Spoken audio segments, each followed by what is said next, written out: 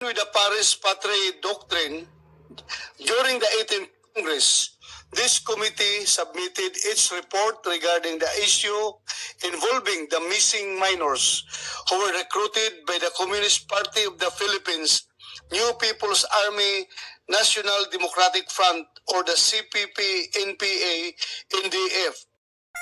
Hingil sa pagpasok ng communist ideologies at recruitment efforts ng communist terrorist groups sa loob ng mga eskwelahan.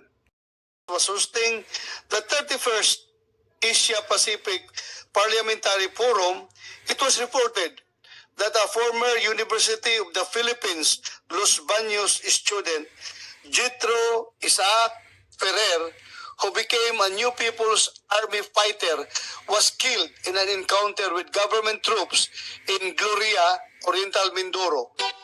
The report ng pagkamatay ng mga dating estudyante na naging miyembro ng CPP-NPA-NDF sa mga engkwentro laban sa gobyerno at patuloy na mga reports ng radicalization ng mga kabataan sa mga eskwelahan. Rin sila makasuko at makababa dahil natatakot sila dun sa mga kasamahan nila, baka patayin sila o patayin ng kanilang pamilya. Sabi ng dating kongresista ng Bayan Muna na huwag silang i-red tag, huwag silang i-attach sa NPA. Tapos ang kakalabasan, yung youngest daughter mo pala, yung anak mong babae, NPA, napatay as NPA during your term as congresswoman ng Bayan Muna. Ayun guys, so natunghayan nyo ng aking introduction. At ngayon po ay itutuloy na natin to. Fast forward po ito. At makakausap ng ating butihing senador na si Bato de la Rosa ang mga na-recruit noon ng mga CPP-NPA na yung iba ay naging kadre, mga sekretaryo, mga opisyalis ng CPP-NPA at ngayon nagbalik loob sila. At ngayon nga, ikausap ng ating butihing senador, Bato de la Rosa. At ihahayag nila kung ano-ano yung mga naranasan nila nung sila inanunungkulan pa bilang isang komunista dito sa ating bansa, di umano. So, eto, nilahad na nila yung kanilang mga nagiging plataforma, nagiging encouragement para sa mga kabataang nasa mga universidad at kanilang nire-recruit. So, ito po, marami po silang ilalahad dito at matutunghayan natin kung ano talaga yung totoong nangyayari sa kanilang grupo dito sa mga komunistang grupo di umano sa ating bansa.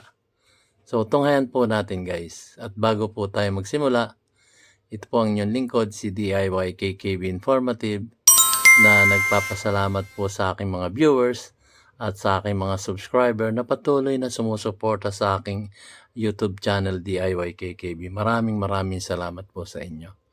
So, simulan na po natin guys at magsasalita na yung mga dating mga kadre, mga opisyales ng CPP-NPA.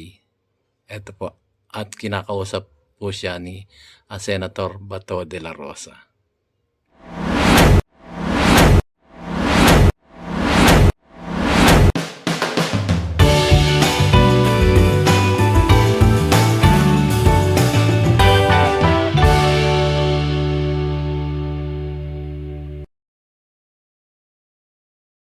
Ito po, simulan na po natin guys. Ito po ay courtesy ng Senate of the Philippines. At ito po ay pag-aari ng gobyerno ng Pilipinas. Ito na po sila.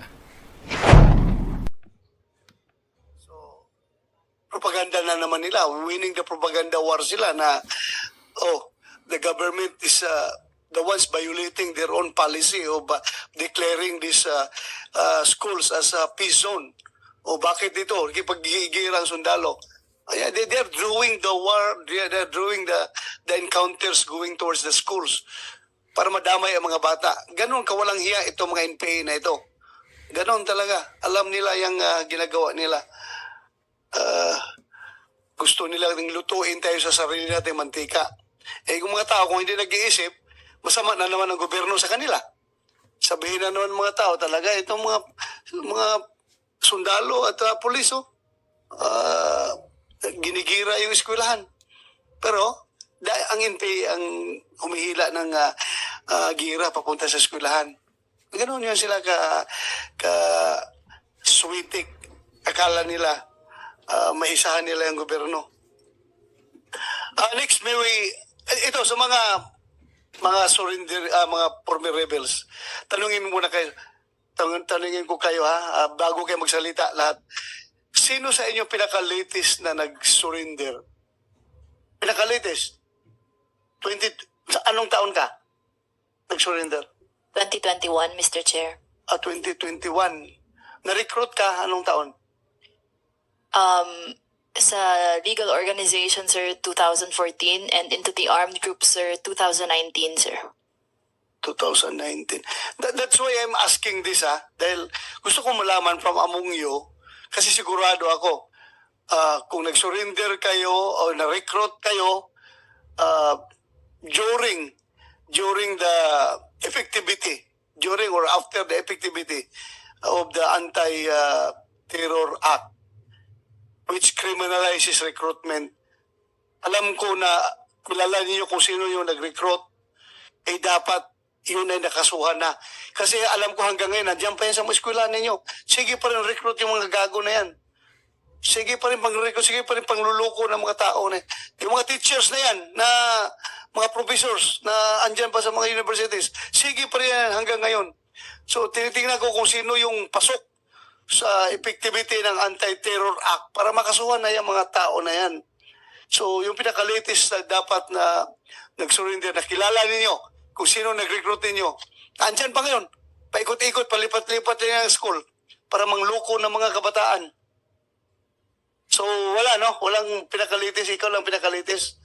Pero na-recruit ka 2014 doon sa legal organization, yung kabataan, anong Alay Sining, sir. Alay Sining, sir. Alay Sining. Alay Sisi? Sining. Alay Sining? Yes, sir. Sa ano eskwela niyan?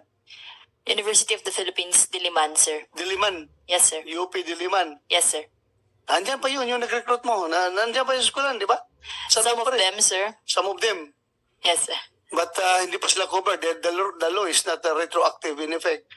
Sadly, sir, no. Dapat yung 2020 na anbiyan, doon dapat tatamaan sila. Sige lang, sigurado ko may nag-recruit pa rin ngayon at mayroon pa rin magsusurrender in the near future. Tatamaan na yung mga maestra na yan, yung mga professor na yan at mga student leaders na yan na sige pang recruit sa inyo. Tatamaan yan dito sa Anti-Terrorism Act. So, we start with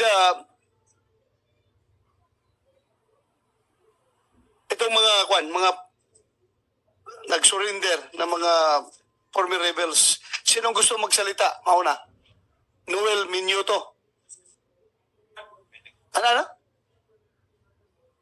Noel Minuto Legaspi, sir. Minuto Legaspi. Yes, sir. Please, you have the floor. Pakinggan kita. Pakinggan ka namin. Daghang salamat sa atong kagalang-galang na chairman of this committee of the House of Senate. Before ko po ipipresenta yung usapin po ng radicalization ng CPP, nais ko munang magpakilala po. Noel Legaspi, dating ka-friend, the former spokesperson and Deputy Secretary of Far South Mindanao Region, mainly operating sa area ng Region 12 and two provinces of Region 11, Davao del Sur and Davao Occidental. I had been in the... Sa probinsya ko pa, Yes, sir. When you were the provincial director of PNP ng Davao del Sur, I was there, sir. so wala kayong plano na sunugin yung bahay ko. Sabi daw nila, mabait daw kayo noon, sir, eh. Spin, mabait daw kayo, eh. Kaya wala kayo dun sa OB. Mabait ako. O sabi nila. Very good, very good. Very good. Mabait pala ako. Hindi man ako busado na pulis. Yes, sir. Hindi ako busado, matino ako, pero ready akong lumaban sa kanila. Kahit na matino ako, lalabanan ko sila hanggang dulo. So, yung provincial director ako, active ka pa doon sa Davao Sur. Yes, sir. At nung ikaw po ay naging chief PNP din ng Davao City, hanggang ikaw ay naging PNP chief po sa bansa natin during the time of PRRD. Okay. Sige, continue. Mabuting dito nag-enkwentro noon, ha? Yes, sir. Makita talaga sa atin kung sinong mas magaling na kalbo sa ating dalawa pag tayo nag-enkwentro. Yes, sir. Yes, sir. Please continue, Anuel. Thank you, sir. Ni-neutralize ni Bato. I have been on the CPP-NP NDF for 26 years. Grabe, tagal na. 6 years ako sa White Area bilang aktivistang estudyante and 2 years na full-time organizer ng youth student sector sa Region 12, no? And I was enrolled in MSU, John Santos City. I took a Bachelor of Arts major in Political Science. And I joined the New People's Army noong 1998. And nag-surrender ako only in 2018, no month of January, no, during the presidency of former President Rodrigo Roa Duterte. Napakahalagang napapag-usapan po dito, Your Honor, sa Senado yung radicalization at recruitment ng CPP sa mga kabataang estudyante. At marami nga pong nagsasabi, no, lalong-lalo na dun sa mga makakaliwa, na yung pagsama sa NPA ay incidental, no? Batay daw sa voluntary na desisyon ng mga kabataan. Pero yun po ay hindi totoo. At para po makatulong sa ating pag-unawa sa usapin ng radicalization, sa intulot po ninyo, gusto ko pong magpresenta ng maigsing PowerPoint presentation about the CPP's radicalization of the Filipino youth. Yes, I agree with you. It's not incidental. It's premeditated. Ha? Yes, sir. Premeditated yan. Wala ka dyan sa kanilang incidental. Please continue, Noel. Okay. Yes, sir.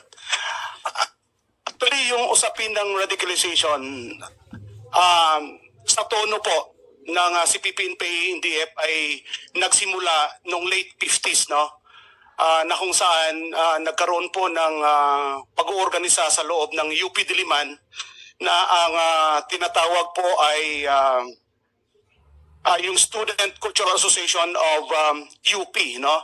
Na kung saan isa sa mga founding member noon ay si Jose Maria Sison. Noong mga panahon na po na yon ay nag-umpisa na pong lumaganap sa loob ng mga universidad, lalong-lalo na po sa Metro Manila, yung pananaw na mayroong 3 basic problems, yung lipuning Pilipino, na yun nga po ay imperialismo, feudalismo at bureaukrata, kapitalismo, at ang solusyon ng problemang ito is pamamagitan po ng National Democratic Revolution. Hindi mo sinama doon yung ikaw mismo. Feudalismo, bureaucratismo, ano pa yon? At ikaw mismo ang problema. Yes, sir. Hindi po nila isinama nung panahon na yon, sir. Hindi pa. And yung SCAOP na yon ay nagkaroon po ng pag-organisa sa hanay ng mga kabatang estudyante at nagkaroon po ng malawakang kilos protesta, no? And 1959 po yan na-organize, and yung respond ng government at the time ay nag-create po ng isang congressional committee, ano? Hinggil doon sa anti-Filipino activities inside UP. And ang ginawa po ng SCAOP ay nag-organize ng isang malaking protesta against doon sa congressional committee na ginawa ng Kongreso at the time. Kaya nagkaroon po ng more than 5,000 students from UP Diliman and from other schools no, dito sa Metro Manila para po labanan yung ginawa po ng KAPA na ang tinatawag nila ay anti-communist witch hunt. So diyan po nagsimula at yung mga estudyante na membro ng SCAOP na nandyan sa pamamumuno ni Jose Maria Sison, sinasabi na po nila na nag-start na ang second propaganda movement sa bansang Pilipinas, at yan ay sa pamumuno nito mga bagong aktivista, no? Na gaya na nabanggit ko sa pamumuno ni Jose Maria Sison. At yung SCAOP na yan ay naging precursor po sa pagkakatatag ng Kabataang Makabayan in 1964. And alam naman po ng lahat-lahat na yung Kabataang Makabayan, ang founding chairman po niyan ay si Jose Maria Sison. And this doon sa orientation paper ng Kabataang Makabayan, mas nilinaw po nila kung ano yung kanilang pinaka-political line. No, sa mga basic document ng Kabataang Makabayan, sinasabi nila na yung bansang Pilipinas ay isang semi-colonial, semi-feudal, May three basic problems, yung nabanggit ko kanina, at ulitin ko na naman, yung solusyon ng problemang ito ay sa pamamagitan ng National Democratic Revolution.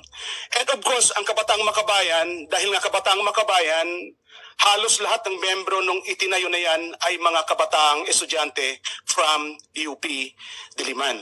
And of course, from other school campuses na nasa Metro Manila. Ngayon, pagkatapos nung pagkakatatag ng KM, 4 years after, no, under the leadership of Joma, dahil naging member na rin siya ng Old Communist Party of the Philippines, at sa tingin ni Joma parang may mali doon sa ideological line ng Old Party at hindi sila magkakasundo, Joma re-established the Communist Party of the Philippines noong December 26, 1968. At yung core nung nagtayo ng Communist Party of the Philippines in 1968 ay 11 mga kabataang estudyante, mainly galing din po sa UP Diliman. And 1 year after, 3 months after, sa pagkakatatag ng CPP, naitayo naman yung New People's Army noon in 1968. Bakit ganito yung kakahanay ng history, no? Kasi may connection talaga yung pagkakatag ng CPP at ng NPA sa radicalization ng mga kabataang estudyante. Later po, makikita po natin yung policies and programs ng CPP hinggil po sa radicalization ng mga kabataan. And after the founding of the New People's Army noong March 29, 1969, more than 3 years, no, ang lumipas na itayo naman yung National Democratic Front of the Philippines. Na kung titingnan yung mga member organizations ng NDFP ay mula po sa Middle Forces, no? Ngayon mayroong 18 member organizations yan, at ang hindi lang po Middle Forces na organization diyan ay yung PKM, no? Nagaling sa mga magsasaka, no? How do you define middle forces? Actually, Middle Forces, ito yung mga mainly professionals, Mr. Chair, no? Mula sa hanay ng mga teachers, lawyers, of course kasama yung student sector, no, doon sa Middle Forces. And yun nga, ang majority ng Middle Forces nanggaling mismo sa kabataang estudyante. So yun po. And pagkatapos nung nagkaroon ng NDFP, before the NDEP pala na naitayo, maalala natin sa kasaysayan, nagkaroon po ng first storm noong 1970. 3-month series of mass actions yan, no, dito mismo sa Metro Manila, no? At ito ay orchestrated by the Communist Party of the Philippines. So ano yung intention niya? Para magkaroon ng isang malaking mass movement na pangungunahan ng mga kabataang estudyante. Kaya kung babalikan natin ng history po nung FQS, talagang bawat araw may mga protest rallies dito sa Metro Manila at nasa forefront yung Kabataang Makabayan. And kahit yung mga moderate student organization like National Union of Students in the Philippines and College Editors Guild of the Philippines ay naisama o nasama nila dun sa protesta yon. Of course, yung main issue at the time is against Ferdinand Marcos Sr., no? At saka yung iba pang mga socio-economic crisis na nangyayari sa panahon na yon. And katapos ng FQS, talagang maraming na-recruit, no, yung CPP mula sa kanila ng mga kabataan estudyante na maging membro ng Kabataang Makabayan. And 1 year after na nagkaroon ng FQS, nagkaroon ng tinatawag na Diliman Commune, no? UP Diliman Commune. This happened noong February 1 hanggang 9, no, 1971, na kung saan yung mga kabataang estudyante sa loob ng UP ay naglunsad ng protesta at inukupan nila ang buong UP campus na walang klase, sinarhan, no? Dahil lamang sa kanilang support sa issue ng transport sector at the time, na kung saan nagkaroon ng 3 centavo increase doon sa presyo ng petroleum products, no? So sa sympathy nila, suporta nila yon, isinara nila yung buong UP. Ulitin ko na naman, orchestrated ng Communist Party of the Philippines yan, at ang ginawang frontliners ay ang mga kabataang estudyante sa pamamagitan ng Kabataang makabayan. And in 1971, dahil nga yung Communist Party of the Philippines sa New People's Army nakaranas ng matinding atake from Central Luzon hanggang Isabela, Cagayan, region ng mga panahon na yon, the Communist Party of the Philippine Central Committee nagpalabas ng order na lahat o majority ng mga membro ng Kabataang Makabayan ay dapat magbalik probensya. So anong ibig sabihin ng balik probensya? Bumalik sila sa kanilang probinsya at tumulong sa mga kadre ng partido para maitayo yung iba't ibang larangang gerilya. Kaya yung guerrilla front building nagsimulang mabilis na naitatag ng CPP-NPA-NDF noong 1971. Kaya from Central Luzon, papuntang Cagayan Valley Region, nag-expand sila papuntang Iloco, Cordillera, at hanggang Southern Tagalog, Bicol, Visayas, and after a few years, nag-expand sila papuntang Mindanao. And ito alam din naman ng lahat na in 1972 nagkaroon ng declaration of martial law, September 21. Actually tinitingnan ng CPP na isang favorable situation nung nagkaroon ng martial law kasi all the more na ma-exploit nila yung mga aktivista na mahatak para sa CPP and NDF at nakakatotoo nga yung gustong mangyari ng CPP kasi yung KM na dating open above ground and legal organization after the declaration of the martial law went underground. At naging tuloy-tuloy yung balik probinsya program ng CPP, NPA, NTF. Kaya napakaraming membro po ng Kabataang Makabayan from Metro Manila na pumunta sa iba't ibang probinsya sa ating bansa, kasama ang sa Mindanao. At yung mga known personality na naging membro ng KM from Metro Manila na tumungong Mindanao ay sina Edgar Robson, the former president of the National Union of Students in the Philippines, kasama yung isang magaling na poet, si Emmanuel Acaba. Nandun sila sa Mindanao, na-assign sila to help local cadres of the CPP organize different guerrilla fronts in the island of Mindanao. Pero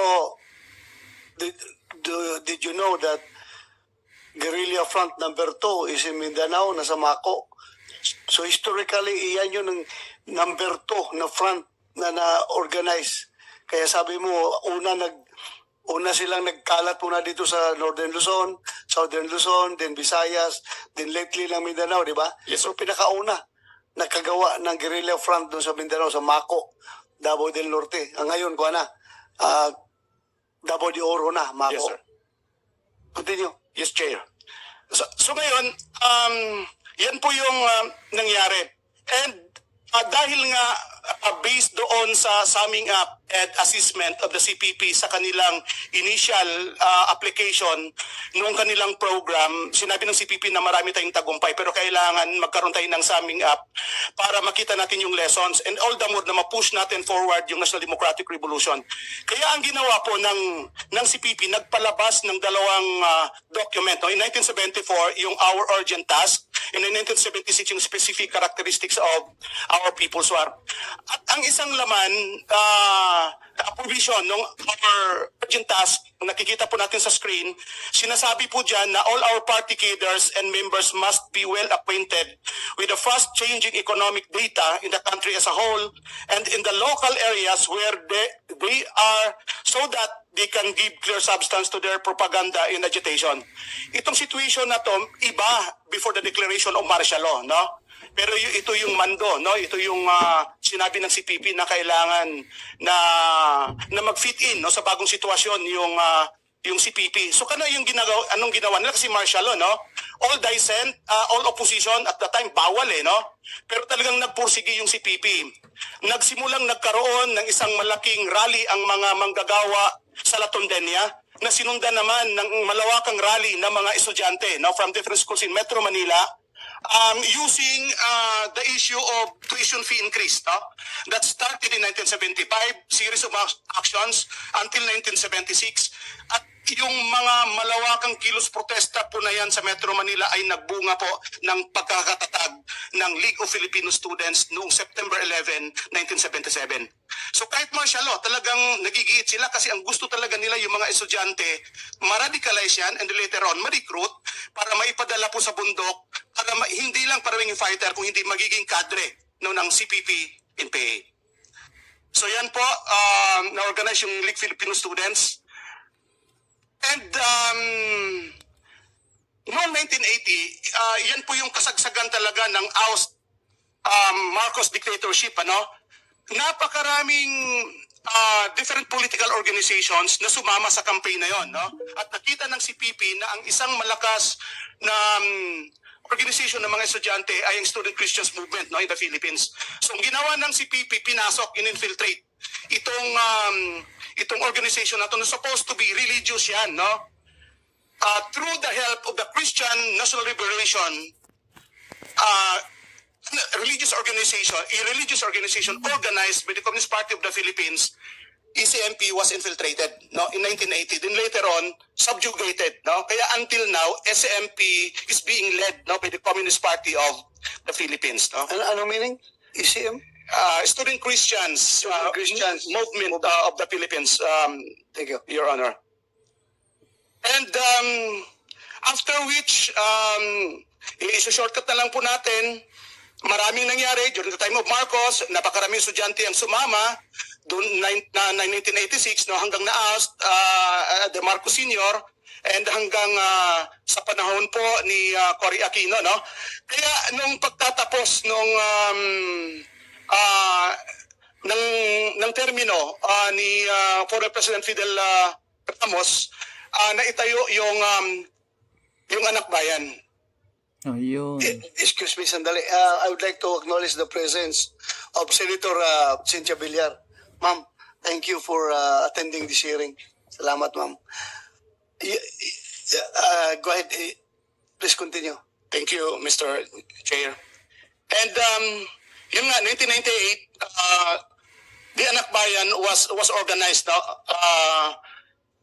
Ito ay isang patutuunan naman na yung CPP ay talagang mayroong specific program for the Filipino youth. No? Kasi yung mga previous organizations like LFS, SMP, NUSP, CGP, school-based yan. Eh ngayon, ano naman i-organize yung mga kabatang nasa communities.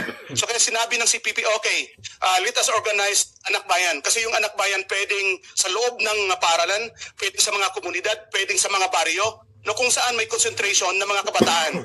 Kaya Anak Bayan was founded in 1998.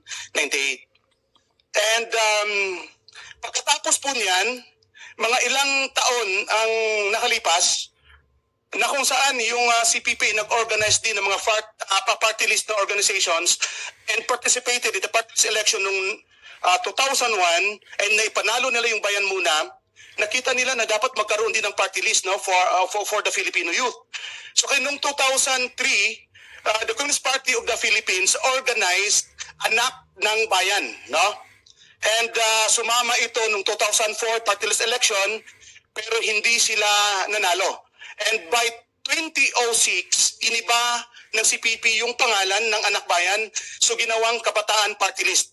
No, and in 2007, sumama sa election, that's the first time na nagkaroon sila ng seat sa House of Representatives. Ayun. So, Sino representative ngayon ng Kabataan Party List?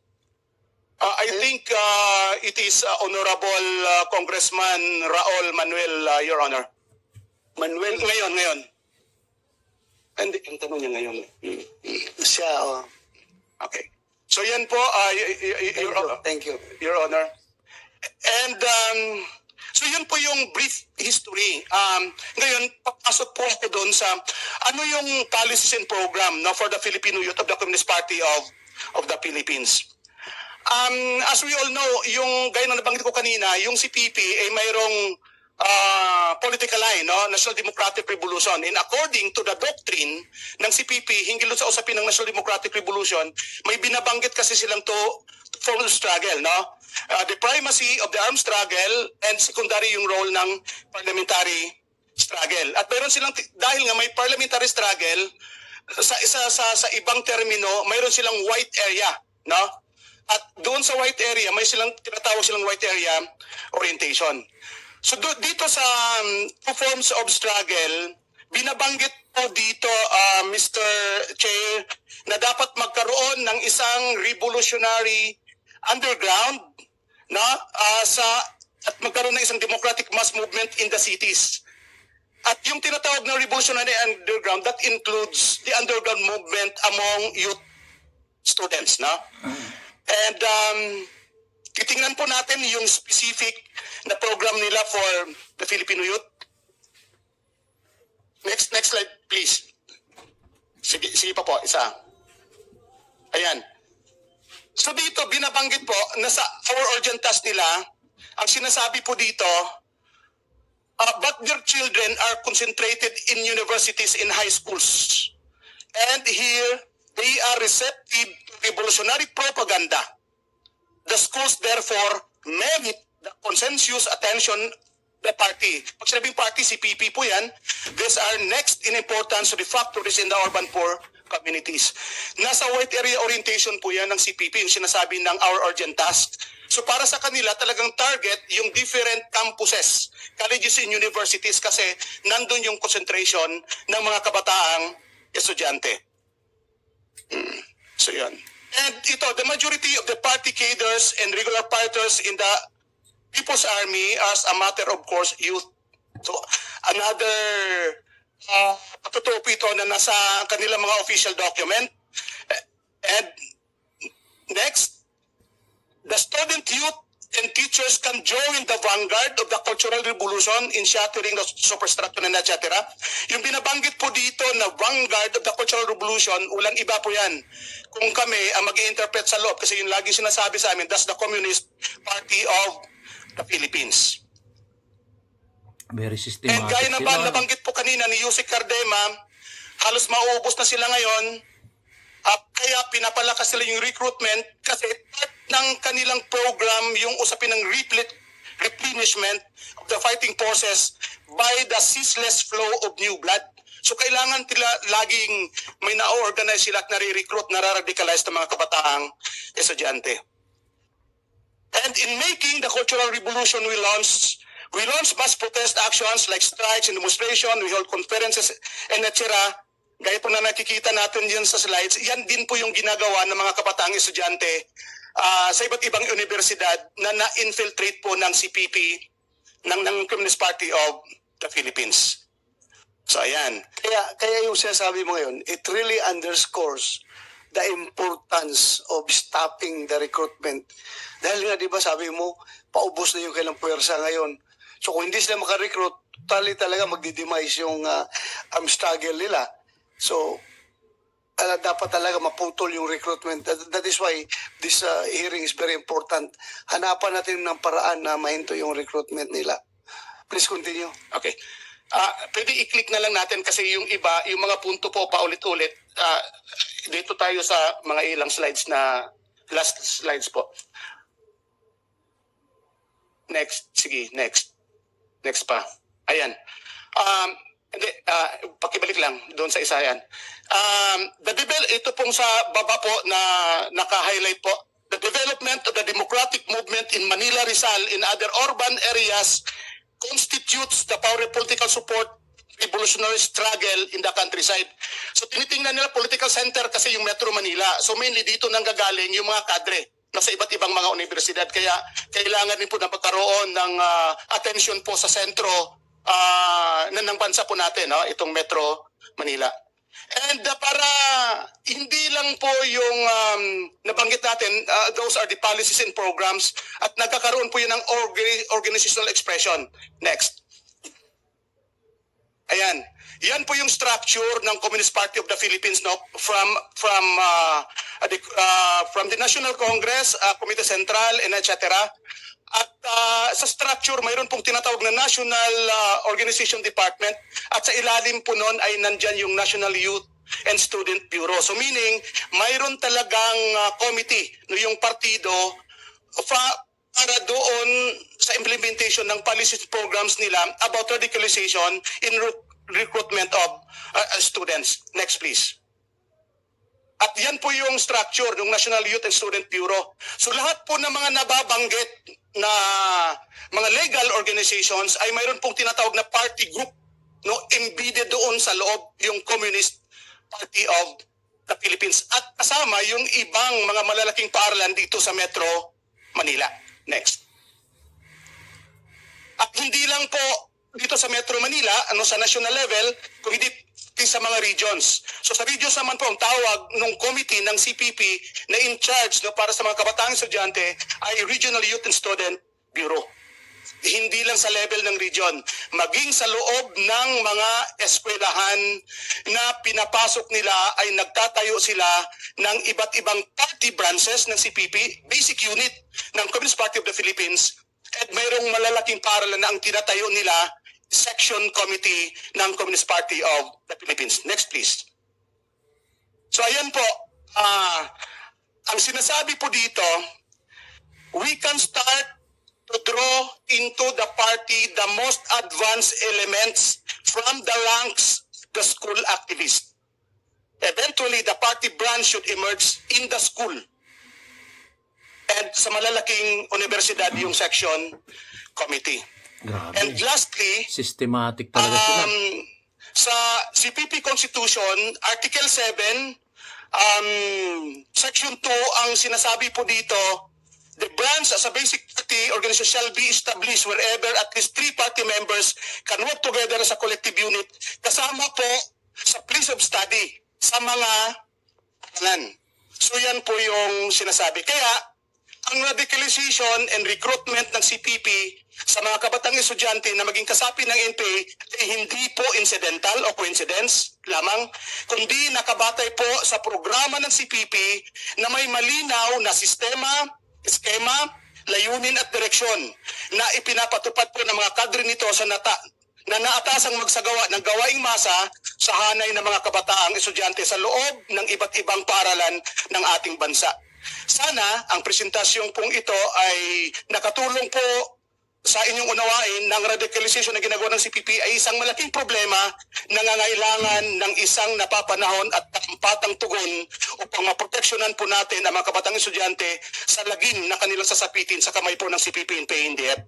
Your Honors, Mr. Chairman, upang magkaroon po ng mas malinaw na larawan sa usaping ito, ang mga susunod po na magsasalita ay mga dating kadre po ng CPP-NPA at karamihan po sa kanila ay mga kalihim o sekretary ng komite ng partido at pampolitikong opisyal ng NPA na mga namumuno po sa komprehensibong gawaing politiko-militar ng CPP-NPA sa isang takdang teritoryo at antas. Maraming salamat po. Yun. Thank you. Kwento. Yung mga sinasabi Ano mo, natin? yun ay, Komenta balik mo yung natin previous ng slide. konti. Yung previous slide, yan. Yan ay, Ayan guys, so talagang ang root cause ng paglago ng mga rebelding grupo ay nanggagaling sa eskwelahan.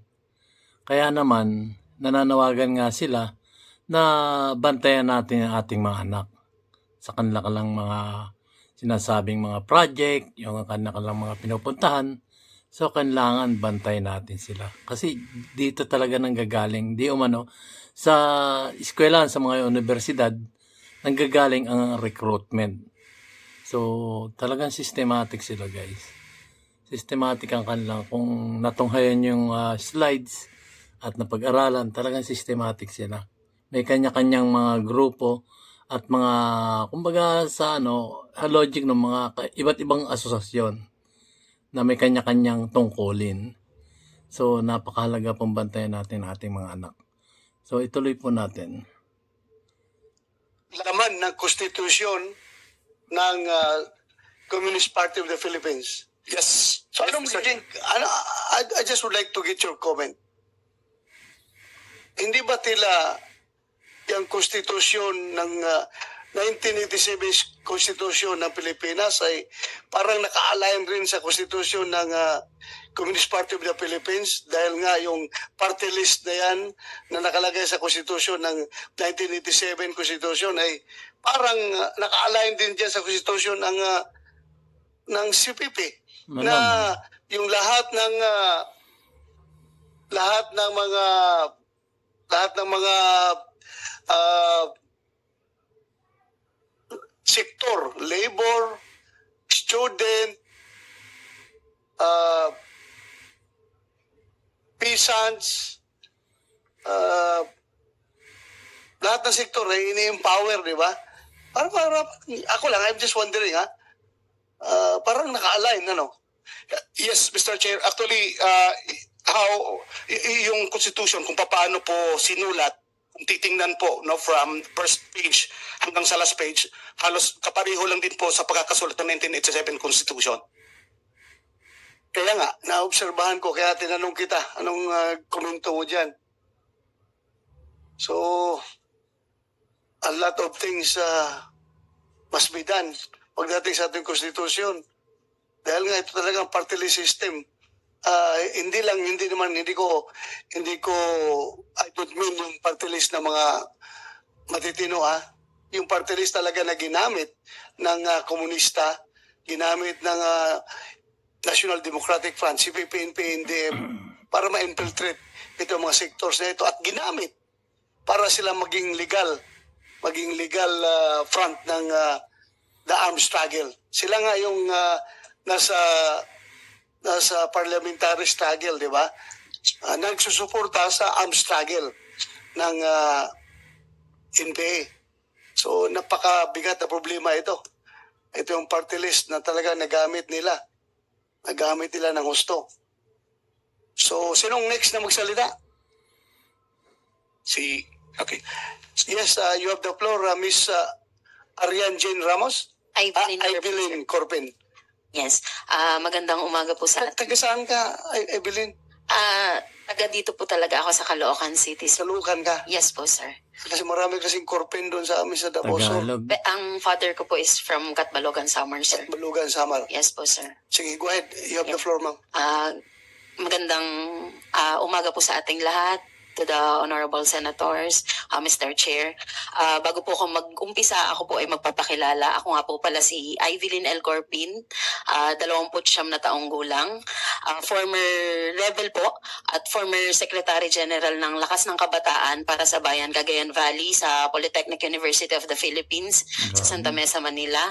Naging former secretary din po ng East Front Committee ng Henry Abraham Command sa part po ng sa Cagayan Valley.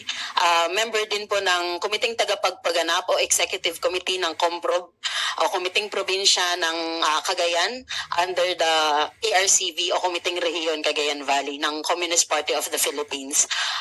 Gusto ko lang po mag-ilahad yung maikling testimonya kasabay na rin po, Mr. Chair, if you may allow, na i-present yung mga larawan kung paano po yung hakbang-hakbang na radikalisasyon na ginawa sa amin, mga kabataan. Masasabi ko pong sa aming mga kabataan kasi hindi isolated case yung nangyari sa akin bilang isang kabataang estudyante na na-recruit sa loob ng pamantasan, kagaya din ng iba pang mga maglalahad mamaya at ng iba pang mga kabataang na-recruit ng CPP, NPA, NDF. Kaya Anong school ka? yes, ma'am. School? How old are you when you were recruited? Nung na-recruit po ako sa legal front ng CPP, NPA, NDF, 16 years old, ma'am. Year 2010 po. And college, high school, First year college. and now you're 29. Yes, ma'am. So, you stayed there for 13 years. Year 2019 po ako, ma'am, nung mag-surrender po. Almost 10 years po na nasa loob po ako ng Kilusan. Anong school ka galing? Polytechnic University of the UP. Philippines. Yes, sir. Santa Mesa, Manila. Yan yung mga inimbestigahan namin dito noon, nung missing minors. Andito pa yung mga parents na kasama. Yes. And we will give the floor to them later. Please continue. Yes po, sir. Yan po. Una po akong na-recruit, na-organize sa loob ng Polytechnic University of the Philippines sa Manila nung ako ay nasa unang taon ng kolehiyo sa kumukuha ng kursong Bachelor of Arts in Philosophy. Ayan, sa unang araw po ng pagkaka-recruit ko sa PUP, so papunan yung mga adjustment period na tinatawag sa mga estudyante. Yan po yung mga panahon na pumapasok ang mga profesor para maibigay lang yung course outline. Kaya dinatnan ko po yung PUP nung kasagsagan na nagbabato ng mga upuan, lamesa, sirang electric fan, sirang computer, from 6th floor down to ground floor, yung tinatawag naming papay, kung saan nagkukulong po yung mga aktivista. tapos doon sinusunog. Yan, dahil kasagsagan din po yan nung panahon ng tuition fee increase kasi meron pa pong tuition fee no ng mga state universities and colleges. At yung matrikula po per unit sa PUP ay 12 pesos per unit. Parang ang So, gusto ko... kasama ka doon. Yes po, sir. Ilang computer na itapon mo doon? Wala po, hindi po ako nagtapon ng computer. First year college po ako nun, sir. College. Yes, unang araw po yun. Yun po yung bungad sa amin sa loob ng pamantasan.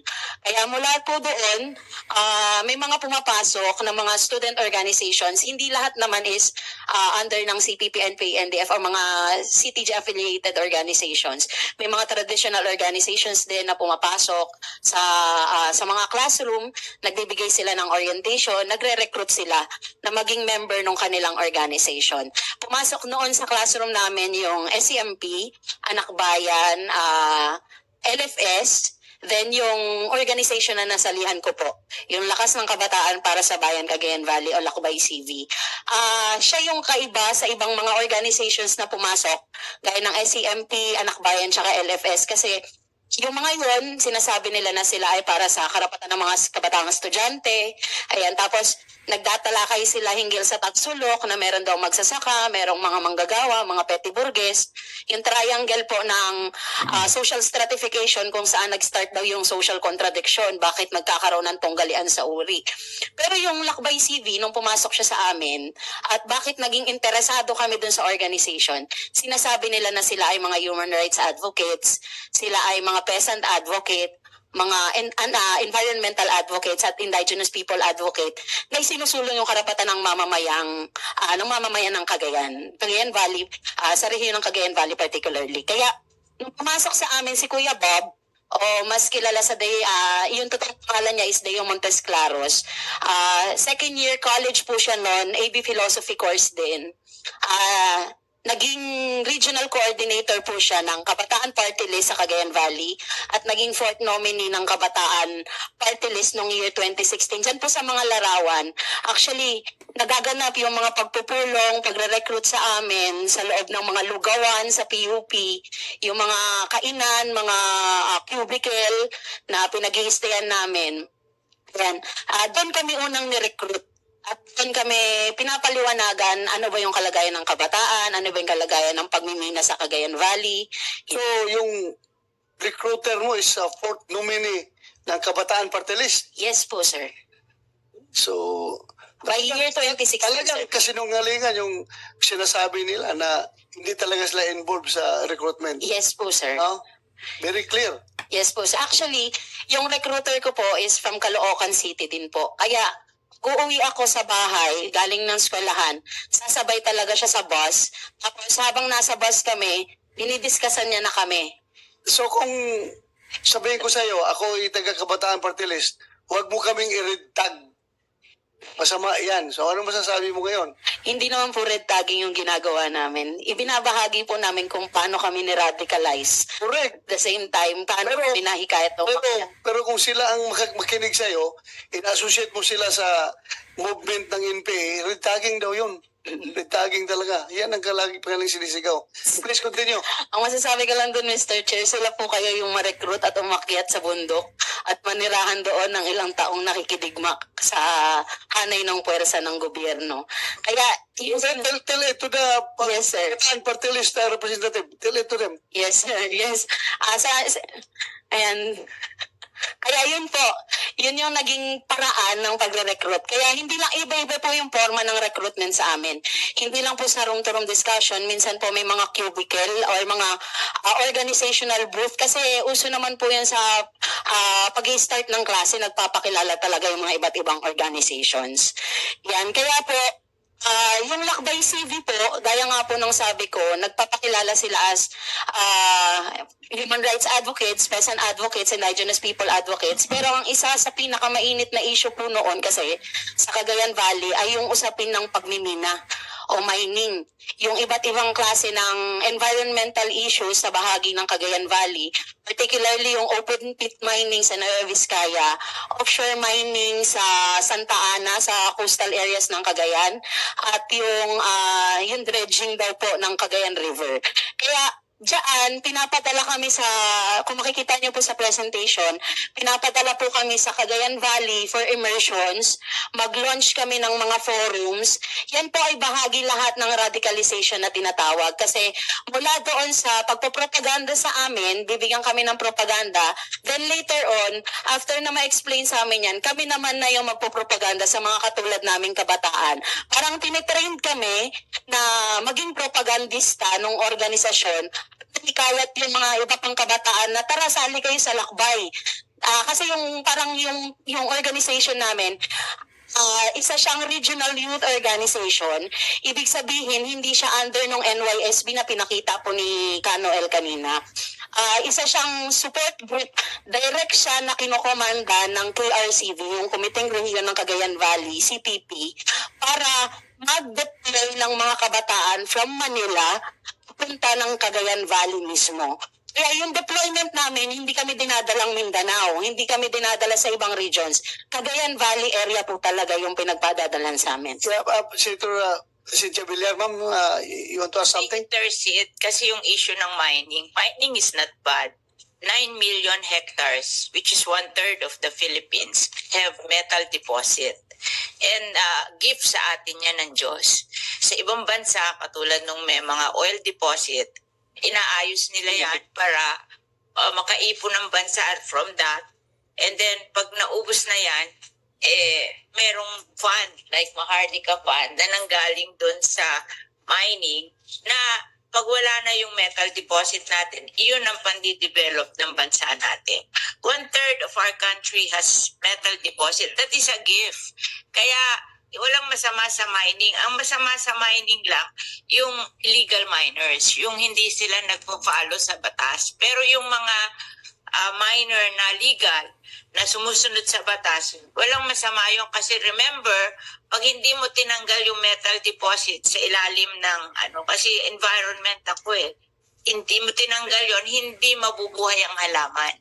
So hanggang may metal deposit sa ilalim, it cannot be an agricultural land. Kaya tinatanggal yon, pinagbibili, tapos nire-restore yon para maging agricultural land. Can you imagine 1/3 of the Philippines hindi mabubuhay ang halaman because there are metal deposits under.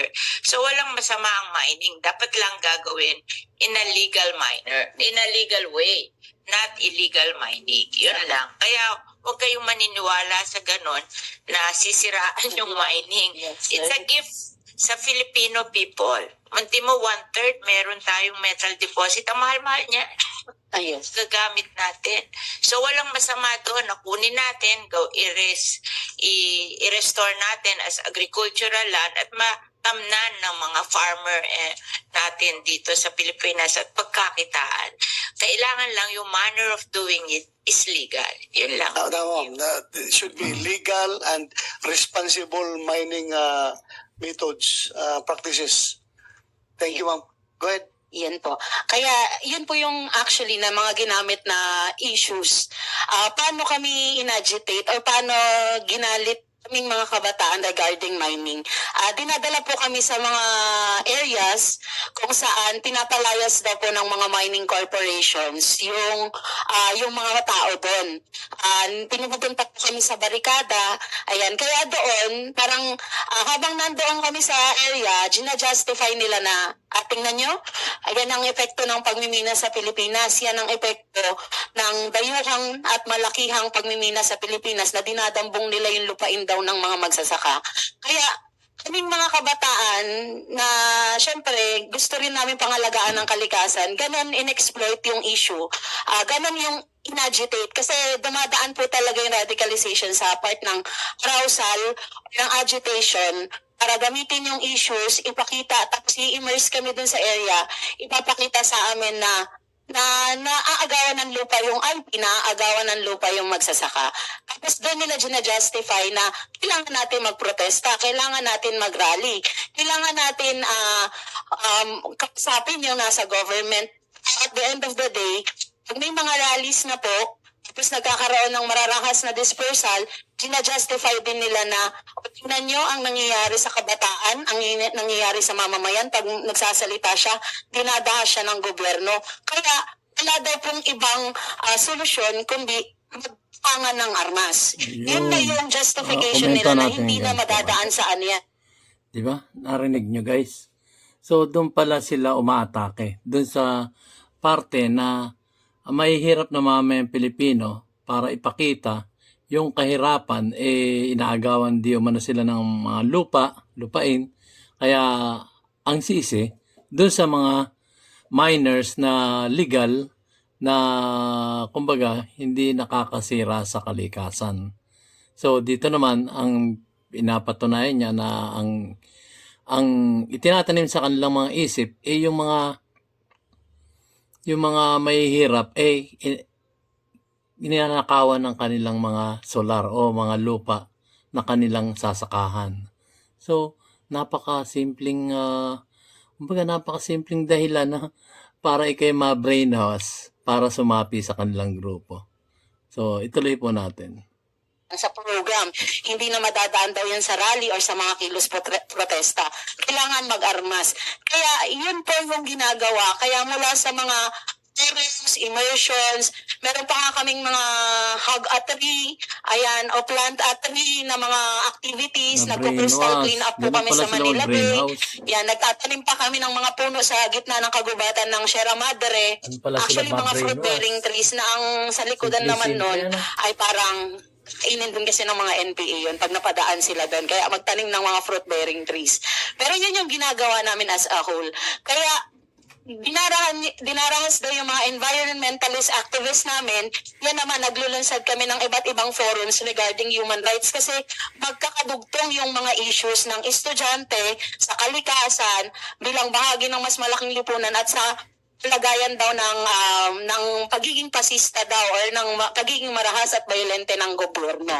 Kaya yun po yung dinadaanan namin. Yung mga naipakitang libro kanina at references ni Kanoel, like yung Lipunan at Rebolusyong Pilipino, yung maikling kurso sa Lipunan at Rebolusyong Pilipino MKLRP na shortened ng LRP, yung SND, ayun po lahat yun ay nagdaanan namin bago kami na-recruit o inaral namin, binigay sa aming pag-aaral. Then after na makuha namin yun, itinuro din namin sa kapareho naming kabataang estudyante na nire-recruit namin. Kasi dun sa end ng pag-aaral na yun, tinuturo na DRB ang tanging solusyon. Armed struggle lang daw po ang tanging solusyon. At kahit sa ESCOM, yung espesyal na kursong masa, magsasaka, kabataan, kababaihan, yung araling aktivista, lahat yun tinuturo na armed struggle ang solusyon. Kaya doon nare-radicalize yung kapareho naming mga kabataan, kaming mga kabataan na, ito talaga, kahit nasa lungsod kami, sumuporta tayo sa armed struggle. Ganun yung sinasabi.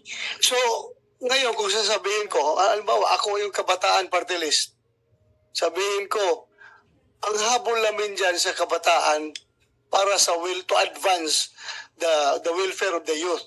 Yun ang aming habol. Hindi namin sila nire-recruit para to take up arms against the government. Legal kami. Legal kami na party list. Legal kami. So paano mo sagutin niya ngayon? Paano? Kung kabataan party list as a whole, kasi hindi naman po natin pwedeng sabihin na lahat ng members ng kabataan party list ay nagre-recruit na mag-NPA. Ganun po ang ginawa natin. Talagang red tagging yan. Kasi halimbawa, for example, isang first year college na gaya ko na dumaan sa recruitment. Kaka-recruit niya sa kabataan party list. Wala siyang idea ano ang CPP, NPA, NDF. Tapos sasabihin natin yung kabataan party list ay nagre-recruit ng NPA. Sabihin pati sila damay. Wala nga siyang idea. Kaya ang sagot po doon, diba nagkakaroon ng recruitment sa loob ng mga legal front organization. Not just kabataan party list, hindi lang anak bayan, bayan muna, napakaraming mga CTG, ang binuo ng CTG, ng CPP, NPA, NDF na mga legal front organizations na sa loob kasi ng mga organizations na to, meron yung tinatawag na underground mass organization. Ano yung ginagawa ng underground mass organization? Nandyan yung personalities ng CPP, NPA, NDF na nagre-recruit. Ang pag sinabi po natin na ang UP ay nagre-recruit ng mga magiging NPA, pag ganun po, red tagging talaga yun. Or masasabi natin na hindi naman lahat sila recruiter mas marami lang ingay. So what is the underground organization of kabataan? Kabataang Makabayan, sir. Yung Yeah. presentment po kanina ni Kanoel. Thank you, thank you. Yan. Kaya, yun po yung nagre-recruit punta sa underground. Sinasabi nga po nila na hindi naman kami yung nagre-recruit, yung papel nila. Bakit nagiging way yung Kabataan Party List or any other sectoral front or legal front organization ng CPP na makapag-recruit sila, makapag-support sila ng mga kabataan sa underground? Ang part nila, malaking bahagi dyan as yung radicalization. Kasi doon sa AOM na tinuturo po sa amin, yung Arouse, Organize, Mobilize, walang ma-organisa, walang mare-recruit, walang radicalization, kung walang arousal, kung walang agitation.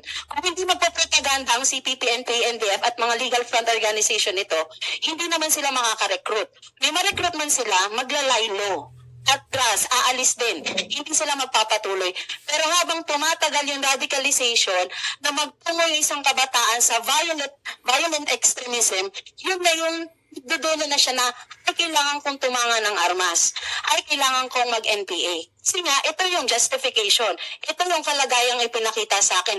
Ito yung, hindi siya simpleng inuto yung isang kabataan. Kasi kahit kayong mga FRs, masasaktan kami at magagalit kami pag sinasabihan kaming, uto-uto kasi kayo, kaya kayo na-recruit. No, hindi kami inuto, hindi lang simpleng brainwash na parang pag binigyan mo ng candy yung bata is maniniwala na agad siya sa'yo. Binog kami, trained, talagang ni-radicalize. Ibig sabihin, inugat, ano yung personal interest namin? Step by step. Inikit siya doon sa ano yung interest ng sector namin ng pagiging kabataang estudyante. Dinikit doon sa ano yung problema mo sa bahay, problema mo sa eskwelahan, at problema mo bilang isang kabataang bahagi ng lipunan. Kaya ganoon yung... Yes, ma'am. Ano ang role ng parents mo? Hindi nakialam ang parents mo while you are being recruited? Actually, nung mga panahon po na yan, tinuturuan din po kami na magsinungaling sa aming mga magulang. Tinuturuan po kami na ilihim yung aming mga ginagawa. Bakit po? Ano yung sinasabi ng mga organizers namin? Kasi security natin yan. Personal security mo yan. Dahil ganun na nga kami minumol, dahil bakit matutulungan ka ba ng nanay mo pag nahuli ka ng mga polis? O hinuli ka nila? O pinakick out ka dun sa school? Yun nagiging parang sa amin, punta po kami ng immersion sa Cagayan Valley. Ang sasabihin sa amin, sabihin nyo may term paper lang tayong gagawin. Or may group project lang tayong gagawin. Komento natin ng konti. So yun guys, kung sino may mga kabataan na nanonood dito, yun, tinatarget nito at kausap nito ang mga kabataan na yun nga, na-target sila dahil nagsinungaling sila at ang mga magulang naman, no choice kung hindi makinig din sa anak na yung pala kasinungalingan ng sinasabi ng anak. So, pakinggan nyo po mga kabataan kung ano ang kanilang mga sinasabi rito. Makakatulong po ito sa inyo. Tapos, sasabihin mo na meron namang basbas ng mga professors natin kasi kailangan natin gawa ng attendance mo, reaction paper, mapagsasama po sa rally. Yan. Kaya yun yung nangyayari. Kaya syempre, yung mga magulang po namin, hindi na rin ganoon na mangyayalam. Kasi alimbawa, pumunta kami ng rally ng State of the Nation address. Dahil yung mismong professor doon nag-attendance, tapos hihingihan kami ng reaction paper after the rally, at kailangan namin mag-comply for the grade, punta kami doon sa rally. Kaya ganun po yung nangyayari. Kaya wala po doon sa eskwelahan iba't ibang mga activities na hindi namamalayan ng mga mga kabataang nasa legal front pa lang is akala nila ito ay para sa mamamayan, serve the people, legitimate yung issues. Yan. But later on, pag nai-open na yung KM, ako po, from year 2010, 2011 po ako na-recruit. July 2011 po ako na-recruit sa Kabataang Makabayan. Doon parang tinatansya nila yung legal front organizations, ginawa nilang salaan, titimbangin nila, tatanggapin niya kaya yung armed struggle. Kasi kung hindi niya tatanggapin, medyo lalo tayo, konti-konting pagpropaganda pa, konting i-build up mo pa yung isang kabataan bago niya matanggap talaga. Or worst case scenario na siya mismo, mararamdaman niya yung panggigipit ng government forces.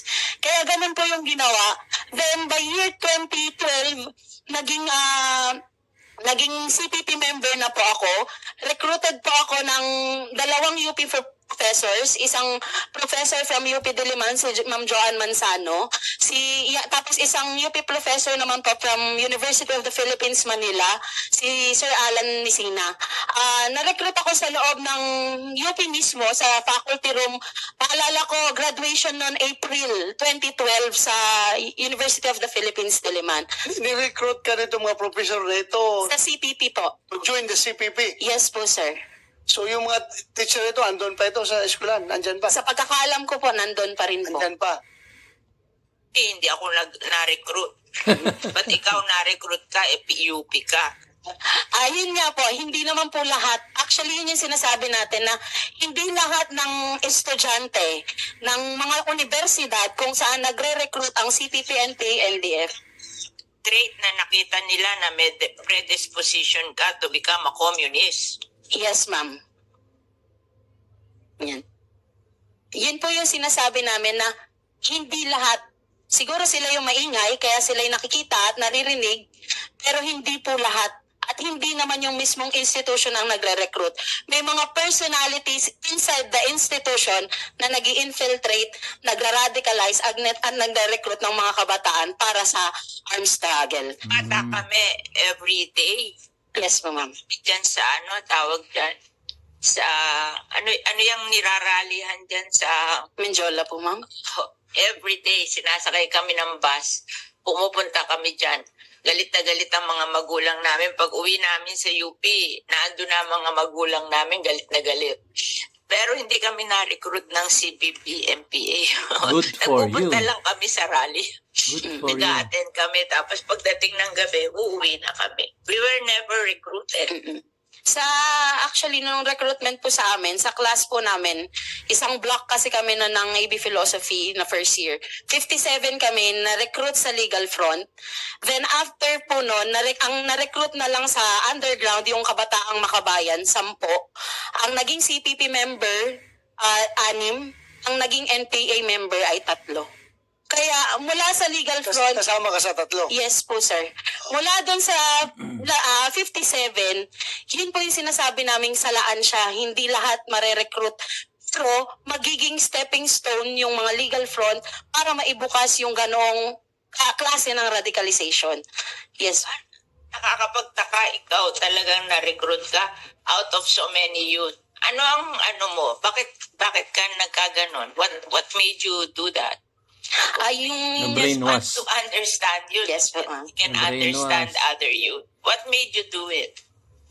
Nandun po ako sa paniniwalang kailangan ko pong paglingkuran yung mamamayan. Nandun po, ano po yung may aambag ko as a youth. Na parang iminulat sa akin ng CPP, NPA, NDF na hindi lang ako simpleng kabataan. Bahagi ako ng society. Na yung nararamdaman ko bilang isang kabataan na tumataas ang tuition fee, ramdam yan ni nanay at tatay. Kasi sila yung nagbabayad ng tuition fee. Ngayon, parang ano yung part ko as kabataan, siguro yun yung nakita rin ng CPP, NPA, NDF. Bakit na mula sa legal organization, binigyan kami ng tungkulin hanggang naging NPA kami na humawak ng armas, naging secretary po ako ng East Front Cagayan na humahawak ng Antas Distrito na area ng CPP sa isang probinsya. Actually, 2 distrito po yung nahawakan ng unit namin doon. Change your mind after 10 years. The NTFL CAC po. Ma'am. Ginawa sa'yo ng NTF. Actually, nung unang narinig ko po ang NTFL CAC, sabi ko, kung itong counterinsurgency program ng government na to ay magiging drawing, hindi maglalaoy, lalakas ulit ang CPP, NPA, NDF. Pero kung itong counterinsurgency task force na to ay magpo-prosper at magtutuloy-tuloy, na-address niya yung issue at roots of armed struggle kasi napakarami pong kabataan ang hindi naman nag-NPA dahil binugbog ng army or police brutality. Mas maraming nag-NPA dahil sa social injustices at social issues. Na pag na-address yun ng government ng tama, maaaring magkaroon nga ng kapayapaan sa bansa at matigil. Na nagiging, kung titingnan po natin, nagresulta naman po tayo. Ayan guys, so narinig niya na yung kanilang mga usapan dito. Talagang very systematic po ang kanilang Member, hindi ako kabataan kabataan party list member. Pinadala po kami sa Cagayan Valley para sa electoral campaign. Ayan po, na doon ikinakampanya namin yung Makabayan Block. Bakit sila yung kinakampanya namin? Kasi yun yung atas ng CPP sa amin. Na kailangan ikampanya itong mga party list na binuo ng CPP para makapag-infiltrate sa loob mismo ng government. Next, So, very clear ha, sa sinabi mo na yung CPP nagbigay ng instruction sa inyo na ikampanya yung Makabayan Block. yes po, sir. Particularly, ano mga party list yan? Yung Makabayan Block po nung panahon na yan, kasi year 2013 po yan, sir, nandiyan ang Kabataan Party List. Saan? Gabriela, Gabriela. ACT Teachers, Act Teachers. Bayan Muna, Bayan Muna. Anak Pawis, Anak Pawis. meron pa po noon ang Migrante, ang Piston, Grante. Katribo, ang Kalikasan. Katribo, ang Kalikasan. Yes po, sir. Gabriela Gabriela. po, ma'am. Yun po yung kinakampanya namin, kaya pag nasa area kami, iba-ibang, ayan, makita nyo, nakasuot. Alam nyo, sige, ito mga party list ito, deny ng deny.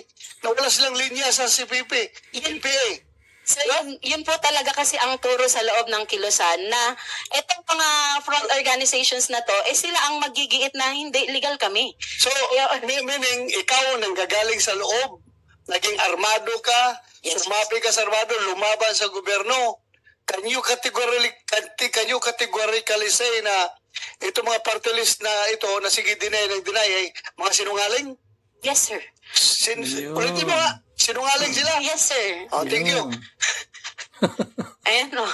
Ayan, kaya yun nga po yung sinasabi sa amin na kahit anong gawin sa amin, nahuli po kami ng government forces, aanuhin kami, torturin, bubugbugin, ganyan, pero hindi kami magsasalita na aaminin yung aming ginagawa. Kaya mula po dyan, yan, naging organizer po ako. Mula sa pagiging kampanyador ng Makabayan Block, yung next na tasking na po na binigay sa akin is pasukin yung school sa Cagayan Valley. Sa Isabela State University, Cagayan State University, Nueva Vizcaya, yung mga iba pang mga private higher education institutions.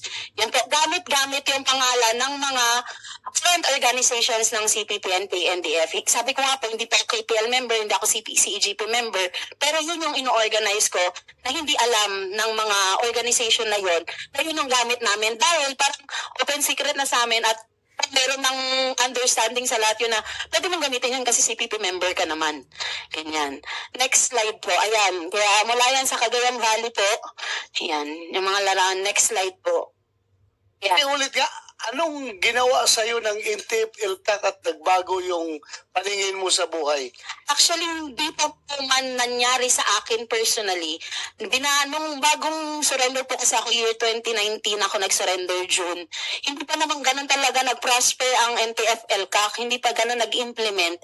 Pero nang nabasa ko po yung program, kasi bakit, yun nga po yung sabi ko, ba't namin nag-NPA? Dahil merong social injustices. Dahil merong hindi tama o hindi na ibibigay na serbisyo na pangangailangan ng mamamayan.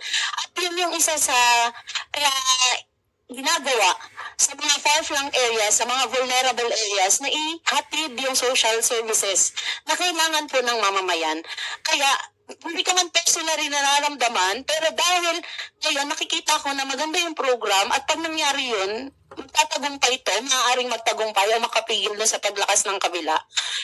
Yun yung ginawa ko po. Nagsumuporta ako sa government. Kaya kita tinatanong, no? Because I just want to emphasize the best practices na ginagawa ng Intip, Iltak kung bakit almost to the total demise na ngayon yung CBP, NPA, NDF.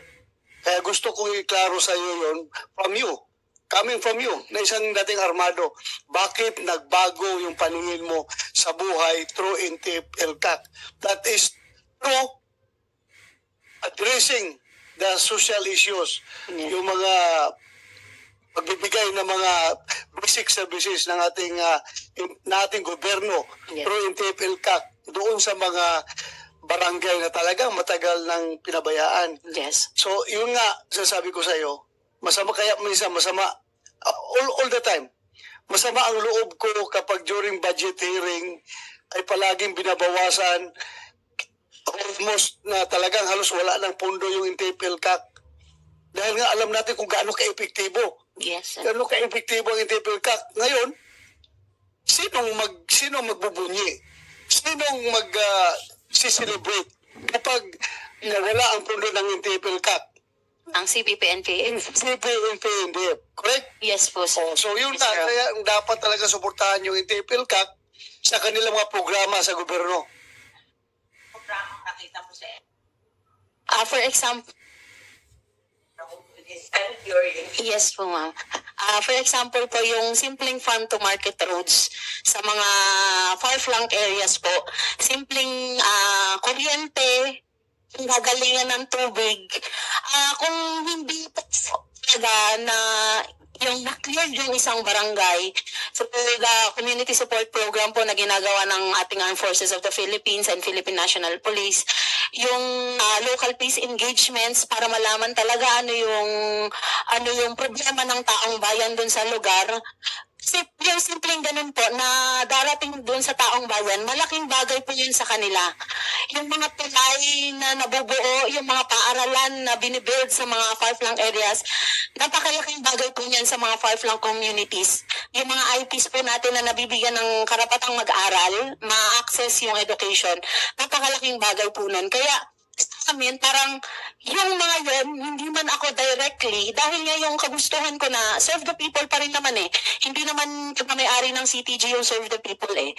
Nandun pa rin po at nakita namin yun, dahil nandun kami mismo sa region, nakita namin yun, though hindi ako taga doon, kung paano in-implement at nag-benefit yung mamamayang nasa mga isolated areas at conflict-affected areas po. Thank you. I really agree with you. Alam mo yung 15 million pesos na allotted sa isang barangay na insurgency cleared barangay, yung isang package na yun, 15 million worth na package yun. Meron pa tubig, meron pa ilaw, meron pa kalsada, kung ano pa mga basic services na doon, napakalaki po ang impact talaga yun. 15 million lang yun, ha? Yes. 15 million for napakalaking impact. Kaya I agree with you, yung observation mo.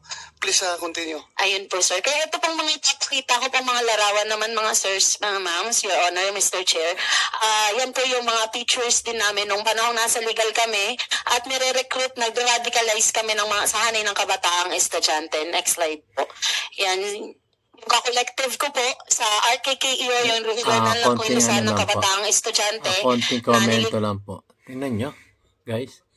15 million lang kada isang pwesto ng NTFL-CAC para parang ma-improve yung kanilang komunidad doon. At malaking bagay na nga, sinasabi nga nitong ating nagsasalita ngayon, dating kadre, galing ng CPP-NPA, ay malaking tulong nakita niya. Hindi man siya yung direktang natulungan, kundi yung kanyang mga kapwa mamayang Pilipino doon sa lugar nila. I-compare ko naman. Hindi naman po sa pagano, ito po ay sarili kong pananaw. Compare nyo naman sa budget ng BARM, yung Bangsamoro Autonomous Region for Muslim Mindanao, na billion yun, guys. Billion. At ang populasyon lang doon, di umano ayon sa mga news, is 400 or 4 million. 4 million yung populasyon doon. If I'm not mistaken. Correct me if I'm wrong, guys. 4 million ang mamamayan doon sa BARM at ang budget nila is more than, I think, correct me if I'm wrong, guys. Medyo na ako, mental block ako. Pero ang pagkakarinig ko po is 80 billion. Imagine that. 80 billion for 4 million Filipinos doon sa BARM. Tapos dito sa NTFL-CAC, isang area lang is 15 million, 15M. So, nakakalungkot po. At kagaya pa nga po ng sabi ng ating buting Senador Bato de la Rosa, binabaan pa ang budget sa 2024 ng NTFL-CAC at gusto pa nga nilang buwagin. Samantalang nakikita naman natin nakakatulong sa ating mamayang Pilipino. Sa maliliit nating mamayang Pilipino dito sa ating bansa. So, nakakalungkot po. Ituloy po natin. Go. Ng CPP, yan, sina Vilma Valencia, nag-organize ng Gabriela, ng ACT Teachers at ng Kabataan. Next slide po. So, sa akin yung, balik yung nakalabas ang ngipin, ang smile. Si Vilma Valencia. Sino yan? Vilma Valencia, aka Kacherry. AKA Kacherry po. Cherry. Very familiar sa akin yung mukha na yan eh. Lumabas na yan yung last hearing namin, last Congress. Lumabas yung mukha na yan. Sige. At talagang magaling na recruiter yan, ano? Yes, yes po. Ayan po. Yung next slide po is Oh, nasaan? bilang armado ng NPA. Nagkakaroon ng technical Yeah. problem. Next slide po. Tapos si Femi Galapon po na from Isabela State University, recruited po namin sa Kabataan Party List, din naging organizer siya ng NUSP, nilagay namin siya sa NUSP para ma-organize yung Student Council sa loob ng Isabela State University. Kasama namin dyan yan, nag-organize din siya sa Hanay ng Anak Bayan, sa mga SY o out of school youth. Kasama din niya din po yung recruiter ko kasi siya rin po yung nag-recruit sa kanya. Ayan, Very na aligned, nagkaroon very ng Kabataan systematic Party ang List kanilang, Congress, sa convention sa Ilocos area. Ayan, nandun din po sila ni Nasara. Ayan. Tapos nag-organize din po kami. Then later on, nag-join din po sa New People's Army sa Central Front Committee ng Comprov Isabela po. Pakibalik kayo last picture. Natanong ko lang sa'yo, Yan. Yes, ma'am. Sige, go ahead, ma'am. Go ahead. ano, ang marami kayong operations sa state universities and colleges. Yes po, ma'am. Ha? Yes, Marami, hindi sa mga private. Pati po yung mga private higher education institutions, ma'am. Kahit Marami ang state universities. mas marami po ang state university kasi nandun po ang mas malaking bilang ng mga mahihirap na mga kabataan at mga scholar talaga. Yan po. Kaya kung mapapansin nyo po yung mga ipapakita pong mga larawan is galing sila sa mga state universities sa Cagayan Valley area. Next slide po. Sino yung lalaki na yan sa taas? Sino po, sir? Yung katabi ng babae, yung katabi ng babae. Si Nery Colmenares po, sir. Ni Culminares. Yes. Tapos itong, nihawak kayo na, ng, ano tawag yan? Yung, Bandila po ng anak bayan, hindi, sir. yung, Pauline, ni Nery Culminares. Bakit yung hawak-hawak yan? Nagkakampanya po kami para sa kanila. Makabayan Kanya? Apo, sir. Sinong Sir, ma'am? Ang block niya po, ang party is yung Makabayan. yan, tumatakbo siya ng senador yan, di ba? Yes po, sir. Sino nabigyan ng instruction sa inyo na ikampanya siya? CPP po. Si Pepe. Yes po, sir. Makamamaya, sabihin na naman ni Rick Culminares na ni-tag natin siya. Sa'yo galing yan, ha? Yes po, Mr. Chair. Saan ka dyan? Saan ka dyan? Ako po yung nandun mo sa taas, sa pangatlong, yung nakapogi. Sign. Saan dyan? Dito po sa may bandang upper right. Upper right. Yes. Yung nakaganon. Apo. Ikaw yan. Ayan. Okay. Pinsaya. Baka nakikinig si Rick Culminares ngayon. Sabihin naman yan, nirigtag natin siya. Noon po is bayan muna. Yes po, ma'am. Ayan po. Next slide po. Yan, na-armado naman na po si Femni that time. Na-radicalize din, recruit din na maging NPA. Next slide po. Ayan, si Justin Bautista rin po from Cagayan State University. Na-recruit namin siya doon. Then, year 2013, sumampa sa NPA. Then, namatay sa encounter noong July 2017. Cagayan State University, estudyante po siya that time. Yan. Next slide. Tapos, ganito, yan, nanggaling sa iba't ibang universities, from CSU, from Isabela State University, meron din pong galing sa Nueva Vizcaya State University, tapos meron din akong classmate from PUP na nag-NPA po. Ayan, yung larawan po ay nasa loob kami ng isang guerrilla front. Kasal po yan ng isang recruited naman na kabataan from Philippine Normal University. Yan, ang nag-recruit naman sa kanya is Teachers Youth. Yan po, yung may bulaklak po. Alam naman po namin na hunting kami, pero anong saysay pa po nung karanasan namin kung maraming kabataan po yung marilin lang gaya namin. Very good. Nagkakaiyak naman yung statement na yun. Gusto ko lang maiyak yung statement na yun. Ito lang, kung talagang feel mo yung ginagawa mo, maiyak ka. Ako, gusto kong maiyak yung sinabi mo eh.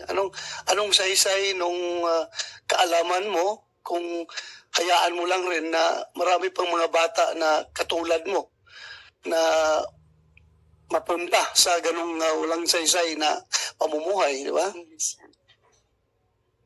Ano po ako, currently po, isa na po akong enlisted personnel ng Philippine Army po sa tulong na lang. Very good. Laban, ha? Dapat pala hindi ka matakot. Yes po, sir. Umaban ka. Dapat, very good. Mabuti naman at salamat din tayo sa Army at ni-recruit ka. Actually, nung una po talaga, ayaw ko pong maging part ng Philippine Army or ng any government forces. Pero dahil dito ko na rin po nakita kung gaano yung dedikasyon ng ating kasundaluan. Actually, sila yung una naming sinasabihan ng mga berdugo, pasista, mamamatay tao, mga mersenaryo. Pero sila yung nagpakita sa amin na tao din naman sila na ginagampanan yung kanilang tungkulin. Kaya yun, yung part ng serve the people, kung kaya ko naman po siya ialay, nakakabahagi ako ng kasundaluhan, bakit hindi po? Yan po. Very good. Anong ranggo mo ngayon? Private po, sir. Private. Yes, sir. Very good. Salamat. Yes. Please continue. Next slide na po. Ayan. At yun, nandun na po kami sa loob ng NPA Guerrilla Unit. Yan. Kaya, wala po dyan, yung mga organization na binuo ng CPP, NPA, NDF, lalo na sa hanay ng mga regional youth organization. Kasi sabi ko nga po, kaiba yung youth organization namin dahil directly sumusuport kami sa inilulunsad na armed struggle ng CPP, NPA, NDF sa rehiyon ng Cagayan Valley at ang deployment namin is patungo talaga ng Cagayan Valley. Kaya naging maingat kami noon sa pagkilos at yun nga yung iniiwasan namin na sabihan kami na kami ay CTG affiliated or nagre-recruit kami ng NPA. Pero kung titingnan nyo po, halos lahat ng kabataan na yan ay dumaan din po doon sa, yung pinakita ko pong mga larawan, dumaan sa prosesong dinaanan ko po na nag-umpisa lahat sa radicalization na hindi mare-recruit, sabihin man nilang voluntarily na voluntaryo akong sumapi sa NPA, pero hindi magigir yung isip ko, mamomold na armed struggle kung walang nangyaring radicalization. Kaya yun po yung sa kabuuan, yan po yung aking karanasan. Gaya nga po ng nabanggit ko kanina, walang such thing na voluntarily na na-recruit o sumapi. Meron niyang dinadaan ng proseso at yung iba, matagal yung proseso, yung iba mabilis. Depende kung paano ipinaunawa o pinatanggap sa kanila yung armadong pakikibaka na yun yung ginagawa ng mga legal front organizations ng CPP, NPA, NDF. Yun lang po, Mr. Chair, Your Honors. Maraming salamat po. Ayan guys. Maraming salamat sa napaka... So, yun guys. So, marami pa po sila magsasalita dito. So, tapusin muna natin dito at bigyan natin ng konting komento. So, yung mga nagsalita, pare-parehas po sila ng sinabi. So, merong mga nare-recruit na saglitan lang kasi yun yung mga natatarget nila, yung weakest point nila. Yung bang mga tao na may pinagdaraanan, kumbaga, sabihin na natin may pinagdaraanan at mas madali nilang mabobola doon sa kanilang pakikibaka sa kanilang grupo dito sa mga rebelding grupo. So ang kanilang mga hinaing ay yung kanilang pagsiservisyo sa bayan. Nakita nila naghihirap na katulad nila na nakikita nila sa kanilang sarili yung nakikita nila sa ibang tao na naghihirap din. So nakukuha ng mga rebelding grupo ang loob nila at doon sila nakakapasok sa loob ng CPP, NPA, NDF. So, yun po. At ang pinaka-logic lang po nito guys is tatargetin talaga nila yung weakest point mo, yung kahinaan mo para makapasok ka sa grupo. Para maipasok ka nila sa grupo nila.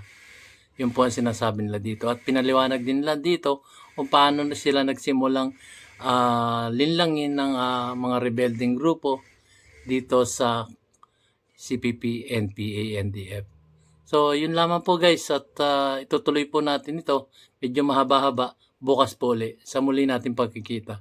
Ito po ang inyong lingkod, si DIYKKB Informative na nagsasabing keep safe, God bless, and you have a great day. See you on my next vlog guys.